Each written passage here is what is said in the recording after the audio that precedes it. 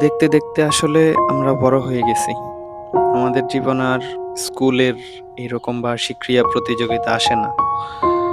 একটা সময় ছিল যখন আমরাও আমাদের স্কুলে এরকম বার্ষিক ক্রীড়া প্রতিযোগিতায় অংশগ্রহণ করতাম। কিন্তু সময়ের পরিবর্তনে এখন আর বার্ষিক ক্রীড়া প্রতিযোগিতা দেখা হয় না।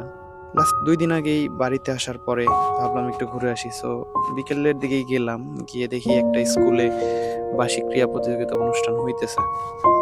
সো আমরা জানি না যে ওইখানে আ যে এরকম অনুষ্ঠান হবে। আমরা হঠাৎ করেই আসলে এখানে যাই। যাওয়ার পরে দেখি আসলে ছোট, ছোট বাচ্চারা যারা স্কুলে পড়ে এখন, ওরা ওইখানে মজা করতেছে, ঘুরতেছে, বন্ধুদের সাথে আড্ডা দিতেছে। একটা টাইম ছিল যখন আমরাও এরকম আড্ডা দিতাম, ঘুরতাম। তো আশেপাশে ঘুরতে, ঘুরতে দেখি যে আমার বাইকের উপরে বসে আছে ওরা আরকি ছবি তুলতেছে। বয়স যেটাই হোক, বাইকের প্রতি প্রেম ভালোবাসা সবারই থাকে।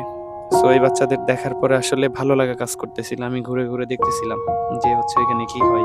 ওদের দৌড়ঝাঁপ, আ আনন্দ, উল্লাস সবকিছুই আসলে মিস করি। স্কুল জীবনে আমাদেরও এরকমই ছিল। একটা সময় আ সবকিছুই শেষ হয়ে যায় আসলে। দেখা হয় না বন্ধু-বান্ধবের সাথে। বছরে একবারও দেখা হয় না। এরকমও হইছে ৩-৪ বছরে একবারও দেখা হয়নি। সো ছোটবেলার স্মৃতি অনেক মনে পড়ে সবসময়ই। বিকেলটা ওইখানেই কাটালাম। তারপরে আসলে চলে যাচ্ছি বাসার দিকে।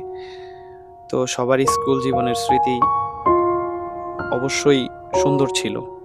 আমাদের স্কুল জীবনের স্মৃতি অনেক সুন্দর ছিল, যেগুলাকে আমরা ভীষণ পরিমাণে মিস করি।